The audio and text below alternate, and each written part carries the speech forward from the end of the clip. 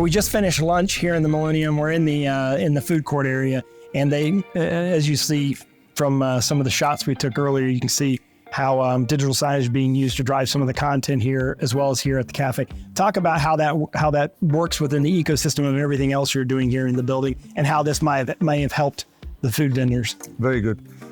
Yes, definitely. The Millennium is a building with multi-functions. One of the functions is welcoming restaurants, and we have as well many other services that we offer, different shops. And these entities will need to advertise food, the dish of the day, the lunch, or like here, cakes. And this information, you don't want to have the operation team to enter manually every time or every day. It's going to be too big effort. So this information is automatically taken and actually automatically generated with artificial intelligence. So all they have to know is what's on the menu for the day, and it'll automatically generate. They type the type of dish they want, they describe it, they get an image out of it, the pricing, the description, and that is what our solution is pulling and displaying at the right time.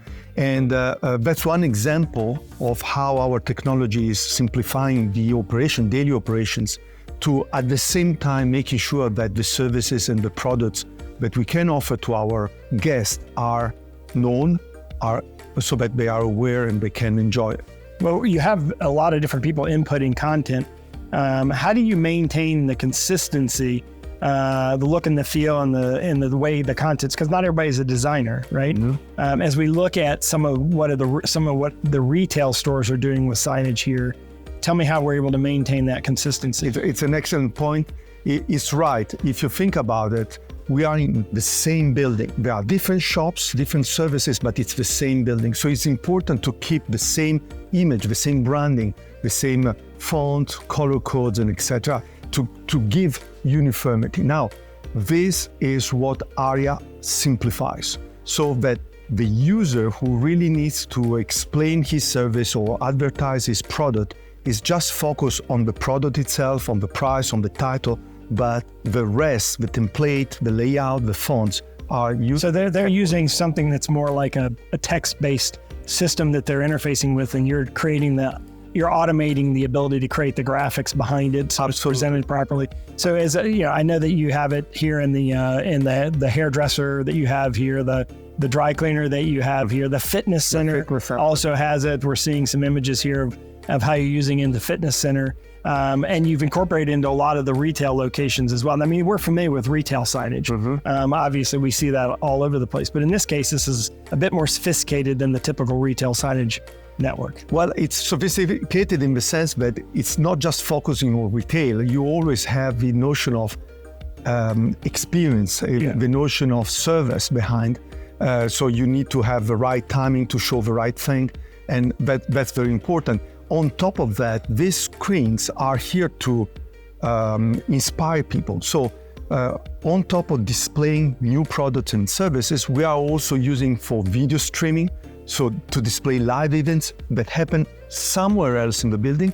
And we are also using this system for gamification initiative. For example, you can involve the guests on betting or challenges. Yeah, you mentioned that you had like a little foosball tournament where people were betting on who was going to win the tournament. You were able to broadcast a live simulcast or stream, I guess, that content. So we're able to bring content that's broadcast level quality through the signage system, as well as even H.264 highly compressed content through the same network that all the digital screens, 150 screens, can all display at the same time. Absolutely. The key word there is flexibility, autonomy. Again, the team needs to be autonomous to switch on all these functionalities, but at the end, you want a tool which is flexible and provide what your audience needs. Is the magic Elementi, or is it the ARIA, or what is it? I think it's always a combination of the two. The Elementi is necessary to program, to simplify this integration with streaming, with gamings, and ARIA is always in the hand of the end user, the team who operates the infrastructure, because again, they are busy and they need to do things easily and reliably. This building, as I talked about when we first entered the building, is a smart building.